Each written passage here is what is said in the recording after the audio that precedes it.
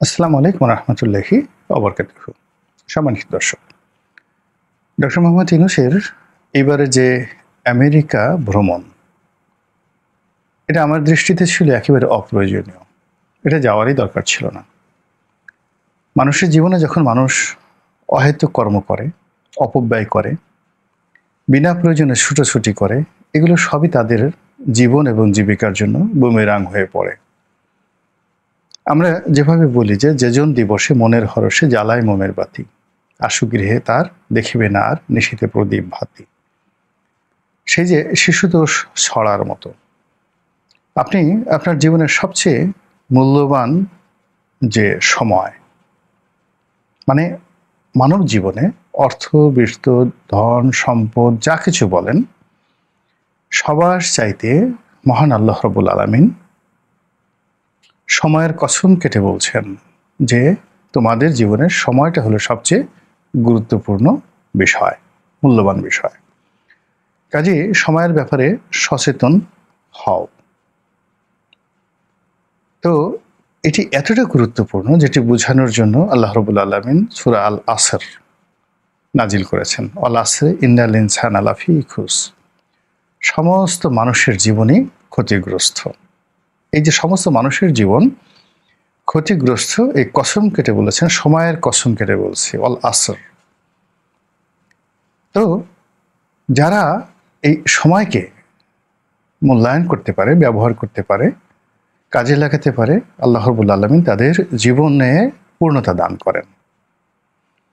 তো সেই দিক থেকে 18 কোটি মানুষের জীবন, জীবিকা, নিরাপত্তা, রিজিক মহান আল্লাহর খলিফা রূপে এই জমিনে যাদের হাতে ন্যস্ত, তারা এখন আমাদেরকে ছেড়ে আমেরিকাতে গেছেন একটা ভাষণ দেওয়ার জন্য।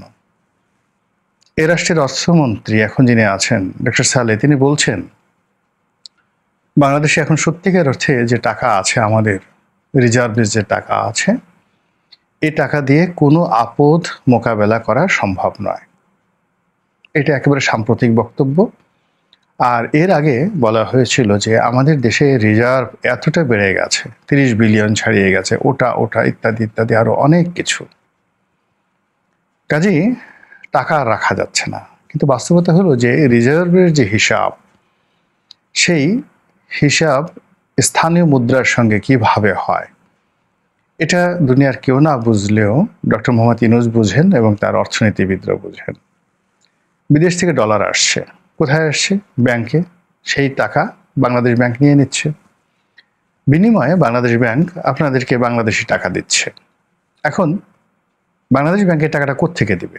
সে কি প্রতিনিয়ত টাকা ছাপিয়ে দেবে, নাকি এই যে বাংলাদেশের যে টাকা রোল হয়, টাকা বিনিয়োগ হয়, এটার উপর থেকে সে টাকা সংগ্রহ করে জনগণের টাকা আপনাদেরকে দেবে? এখানে হলো অর্থনীতির মারপ্যাচ। গত 1 বছরে নতুন কোনো বিনিয়োগ হয়নি। জাতীয় যে 4টি ব্যাংক রয়েছে, প্রথম শ্রেণীর, সোনালী, রূপালী, জনতা, অগ্রণী, গত 1 বছরে কোনো ঋণ দিয়েছে কিনা আমি জানি না। পত্রিকার রিপোর্টে এসছে যে তারা ঋণ দেওয়া বলতে গেলে বন্ধ করে রেখেছে। কিছু ঋণ তো অবশ্যই হচ্ছে, সরকারকে ঋণ দিচ্ছে, সরকার ঋণ নিচ্ছে, তারপরে কিছু এলসি হচ্ছে, যে সকল বড় বড় প্রজেক্ট রয়েছে সেখানে কিছু বিএমআরই হচ্ছে টুকটাক, কিন্তু সত্যিকার অর্থে নতুন কোনো বিনিয়োগ হয়নি। দেশের আইন শৃঙ্খলার অবস্থা এতটা খারাপ যে কোনো মানুষ স্বস্তিতে জীবনযাপন করতে পারছে না। একরাশ শঙ্কা নিয়ে, আতঙ্ক নিয়ে মানুষ ঘুমোতে যায়। আর সকালবেলা যখন সে ঘুম থেকে উঠে, সারাটা দিন কিভাবে যাবে, কি রোজগার করবে, কি খাবে, পরিবার পরিজনকে নিয়ে কোথায় যাবে, এই চিন্তায় যখন মানুষ অস্থির, তখন আমাদের রাষ্ট্রনায়ক, আমাদের সরকার নায়ক, যাদের হাতে আল্লাহ রব্বুল আলামিন আমাদের নেতৃত্বের ভার দিয়েছেন এবং তারা কর্ম করে এখানে আসেননি, হয়তো আল্লাহর দয়া অথবা কোনো কৌশল, যে কৌশলের কারণে তারা এখানে এসেছেন, তারা আমাদেরকে এই প্রায় 1 সপ্তাহের চেয়ে বেশি সময় ধরে মুরব্বিহীন, অভিভাবকহীন রেখে তারা বক্তৃতা দেওয়ার জন্য চলে গেছেন আমেরিকাতে, এবং আওয়ামী লীগের লোকজন তাদেরকে ডিম মারবে, তাদের হোটেলের সামনে বিক্ষোভ করবে, তারা জানার সত্ত্বেও তারা সেখানে যাবে, তারা জাতিসংঘে একটা ভাষণ দেবে, সেই ভাষণ কেউ শুনবে না, তারপর তারা সেখানে যাবে। এই রাষ্ট্রে যেখানে অর্থ নেই সেখানে বিরাট একটা লটবহর নিয়ে কত শত কোটি টাকা খরচ করে তারা আমেরিকাতে যাচ্ছে, এই হিসাব নেওয়ার মতো দেওয়ার মতো কোনো পরিবেশ পরিস্থিতি এই বাংলায় নেই, কিন্তু তারা যাচ্ছে। ফলে কি হলো, তোমারে বধিবে যে গোকুলে বাড়িছে সে। যখন এই পৃথিবীতে আপনি মানুষের জবান বন্ধ করে দেন, কথাবার্তা বন্ধ করে দেন এবং এমন কিছু করেন গোপনে অন্যের হক নিয়ে, তখন আকাশ ভেঙে পড়ে এবং আকাশ থেকে যে ধরনের অভিশাপ, নেতিবাচক বিষয় জমিনে নাজিল হয়, যার কারণে অনেক মানুষের রিজিক বন্ধ হয়ে যায়। এখানে রিজিক বলতে তার সম্মান এবং মর্যাদা। আপনারা বোঝার চেষ্টা করুন যে শেখ হাসিনা যখন চীন সফরে গেলেন, ওটাও তার জন্য কোনো প্রয়োজন ছিল না। তিনি 1 মাস 2 মাস 3 মাস পর অস্থির হয়ে যেতেন, কোথাও একটা তাকে যেতে হবে, একটা পুরস্কার আনতে হবে, এক জায়গায় একটা ভাষণ দিতে হবে, তারপরে বিদেশ থেকে এসে ঘুরে এসে তার সরকারের ফিরিস্তি সাংবাদিকদের সাথে বর্ণনা করতে হবে। তো শেখ হাসিনার এই যে কর্মকাণ্ড, সেই কর্মকাণ্ড নিয়ে আমরা যারা মুখরিত ছিলাম, তারা এখন ডক্টর মোহাম্মদ ইউনূসের যে কর্মকাণ্ড, সেই কর্মকাণ্ডে নির্বাক হয়ে গেছে। এর কারণ হলো তিনি মাত্র 1 বছর সময়ের মধ্যে একটি ভঙ্গুর অর্থনীতি, একটি অচল প্রশাসন, আইন বিচার ব্যবস্থা যেখানে একেবারে রীতিমতো ভেঙে পড়েছে, ঠিক সেই দেশের একজন তত্ত্বাবধায়ক নয়, অন্তর্বর্তীকালীন সরকার প্রধান হয়েছেন, যার কোনো ভোটিং মানে আমরা ভোট দিয়ে তাকে বানাইনি। জনসমর্থন বলতে যেটা বায়বীয় একটা বিপ্লব হয়েছে, একটা গণ অভ্যুত্থান হয়েছে, সেই গণ অভ্যুত্থানের পরে বলা হচ্ছে যে জনগণ তাকে চেয়েছে। তো এইরকম একটা ভিত্তি নিয়ে যে সরকার এসেছে, সে গত 1 বছরে মানে 12 মাসে 13 পার্বণ, 13 বার বা 14 বার বিদেশে তারা গিয়েছেন, এবং বিদেশ থেকে একটি ম্যাচের কাঠি বা একটা সুই তারা নিয়ে আসছেন, অথবা একটা মশার ডানায় আনতে পেরেছেন, যে এই নিয়ে আসছি তোমাদের জন্য, আমেরিকান একটা মশার ডানা নিয়ে আসছি, অথবা ডেনমার্ক থেকে, সুইডেন থেকে, অস্ট্রেলিয়া থেকে তোমাদের জন্য এই এই জিনিস নিয়ে এসেছি। কিচ্ছু আনেন নাই, আমরা দেখতে পারি না। আমরা অনেক সময় বিদেশে গেলে ছেলেমেয়েরা বলে, বাবা কি এনেছো? এই চকলেট বের করে দেওয়া হয়, তাদের জন্য উপহার সামগ্রী দেওয়া হয়। তদ্রূপ এই রাষ্ট্রের মুরব্বী, এই রাষ্ট্রের যাদের কর্তৃত্ব, তিনি বিদেশে যাবেন, প্রতিবার বিদেশে থেকে এসে তাকে বলতে হবে যে আমি এত টাকা খরচ করে এসেছি, আর বিনিময়ে এত টাকার বেনিফিট আপনাদের জন্য নিয়ে এসেছি। আমি যে 10 দিন বাংলাদেশে থাকতাম, এই 10 দিন আমার এই কর্ম ছিল, এই কর্মের এই লাভও হতো, আর 10 দিন বিদেশে কাটিয়ে এসেছি, এই জন্য আমার এই লাভ হয়েছে, দেশের এই লাভ হয়েছে। এই কথা ডক্টর মোহাম্মদ ইউনূস বলতে পারবেন না।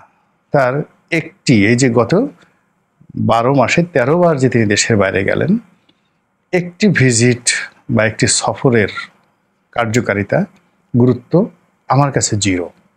আপনাদের কাছে খুব গুরুত্বপূর্ণ মনে হতে পারে, আমার কাছে 0। এবং প্রায় সব ক্ষেত্রে, অর্থাৎ প্রায় প্রতিটি ভ্রমণে তিনি একটা না একটা সমস্যা তৈরি করে ফেলেছেন বাংলাদেশের জন্য। যেমন তিনি ধরুন কাতারে গেলেন, এখন কাতারে আমিরের সঙ্গে তার বৈঠক হলো না। তিনি লন্ডনে গেলেন, মানে ইউকেতে গেলেন, কিন্তু সেখানকার প্রধানমন্ত্রীর সঙ্গে চেষ্টা করে বৈঠক করতে পারলেন না। আবার তিনি যে আমেরিকাতে গেলেন, আজকের দিন পর্যন্ত সাইড লাইনে মিস্টার ডোনাল্ড ট্রাম্পের সঙ্গে তার যে একটা বৈঠক বা একটা ছবি তোলার মতো যে একটা সময় এটা হবে, বা এরকম সুযোগ তিনি আমেরিকার প্রশাসন থেকে পাবেন, এখন পর্যন্ত আমরা সেটা জানতে পারিনি। তার লাভটা হলো কি? তিনি এর আগে বিমস্টেকে গেলেন, নরেন্দ্র মোদীর সঙ্গে বৈঠক করার চেষ্টা করলেন, হলো না। নরেন্দ্র মোদী পাত্তাই দিলেন না। যেখানে নরেন্দ্র মোদী শেখ হাসিনার জামানাতে ঘন ঘন বাংলাদেশে আসতেন, মানে একটা ছোট বিদ্যুৎ প্ল্যান্ট উদ্বোধন হবে, একটা মৎস্য খামার উদ্বোধন হবে, সেখানেও তিনি দিদির সাথে একসাথে এই যাকে বলা হয় স্কাইপেতে এসে অনলাইনে তিনি জনগণকে জানান দিতেন, বাংলাদেশের জনগণের সামনে ভাষণ দিতেন। তো এই Narendra Modi all on a sudden এতটা বিরূপ হয়ে গেলেন কেন? ডক্টর মোহাম্মদ ইউনূসের মতো একজন বিশ্ববিখ্যাত ব্যক্তির সঙ্গে কেন এরকম আচরণ করলেন? এখানে আমি যেটা মনে করি যে রাষ্ট্র পরিচালনা, নিজের মর্যাদা রক্ষা করা, একটা জাতিকে রিপ্রেজেন্ট করার জন্য যে দূরদর্শিতা দরকার সেটা উনি প্রথম দিন থেকে প্রদর্শন করতে পারেননি। এর ফলে কি হলো, তাকে নিয়ে যে একটা মিথ ছিল, ম্যাথোলজি ছিল, জনগণের একটা এক্সপেকটেশন ছিল, এটা আপনারা লক্ষ্য করছেন ডে বাই ডে কমতে কমতে এখন তলানিতে পৌঁছে গেছে। এবং ইদানিংকালে তাকে নিয়ে যে সকল নেতিবাচক কথা বলা হচ্ছে এবং তার পরিণতি নিয়ে যে সকল কথাবার্তা বলা হচ্ছে, এটি আজ থেকে 1 বছর আগে আমরা স্বপ্নেও কল্পনা করতে পারতাম না। তিনি ছিলেন সকল মানুষের মাথার মুকুট, মুকুটবিহীন সম্রাট। তো সেই মুকুটবিহীন সম্রাটটি যখন সত্যিকার অর্থে সম্রাট হলেন, তখন তার কাছ থেকে জনগণের যে হক, সেই হক ছিল, সেই হক যদি তিনি আদায় করতেন, আল্লাহ তার মর্যাদা বাড়িয়ে দিতেন। কিন্তু তিনি সেটি না করে জনগণের অর্থ ব্যয় করে, জনগণের সমর্থনের কথা বলে রাষ্ট্র ক্ষমতায় বসে এই রাষ্ট্রের যত সুযোগ সুবিধা তিনি এবং তার নিজের কোম্পানির জন্য তিনি যেভাবে নিয়েছেন, এরকম অতীতে কোনো রাষ্ট্রপ্রধান, সরকার প্রধান এভাবে কেউ করেনি। তার মতো লোক, একটা ম্যান পাওয়ারের লাইসেন্স তিনি নিয়েছেন এই বৃদ্ধ বয়সে, তার তো কোনো ছেলে সন্তানও নেই। তো এই বৃদ্ধ বয়সে তার কেন একটা বিশ্ববিদ্যালয়ের লাইসেন্স নিতে হবে, এটা আমার মাথায় আসে না।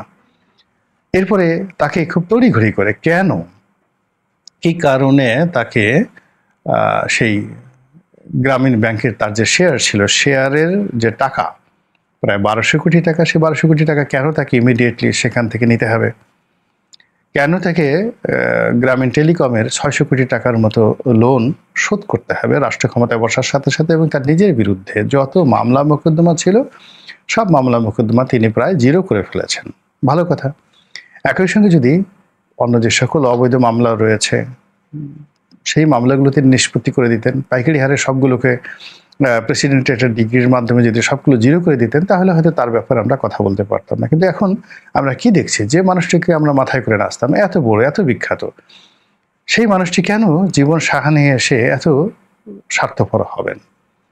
কেন তিনি নিজের লোভ এবং লালসাকে নিয়ন্ত্রণ করতে পারবেন না? যে বয়সে মানুষ শুয়ে থাকে, 88 বছর বয়স, ঘর থেকে বেরোতে চায় না, সেই মানুষ কদিন পর পর প্লেনে তাকে যেতে হবে কেন?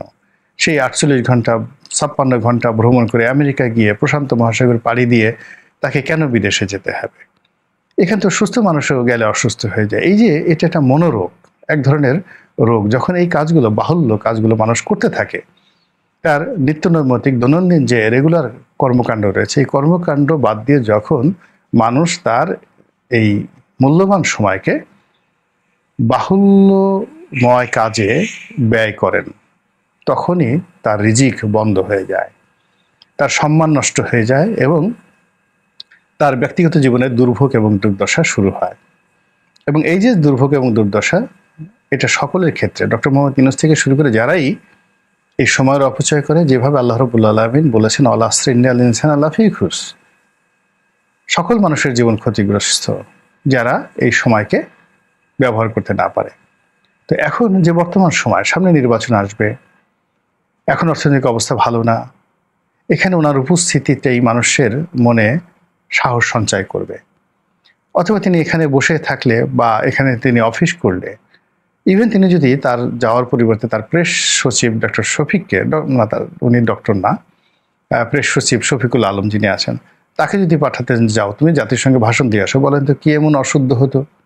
আর উনি ভাষণ দেওয়ার ফলে এমন কি জাতিসংঘের কি এমন উপকার হয়ে যাবে, বিশ্বের এমন কি উপকার হয়ে যাবে, আমাদের এমন কি উপকার হয়ে যাবে? কাজেই যখন তার মতো মানুষ সদল বলে এই যে অপ্রয়োজনীয় কাজকর্মগুলো করছেন, সঙ্গত কারণে বলা যায় যে তিনি এইবারে যে ফিরে আসবেন, তার অন্য সময় ফিরে আসার চাইতে এবারে ফিরে আসাটা করুণ হবে, এইবারে ফিরে আসাটা হতাশা ব্যঞ্জক হবে।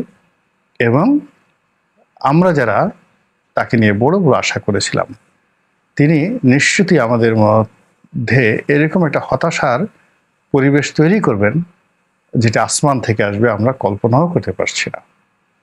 মহান আল্লাহ আমাদের সবাইকে হেদায়েত দান করুন এবং হেফাজত করুন। আসসালামু আলাইকুম ওয়া রাহমাতুল্লাহি ওয়া বারাকাতুহু।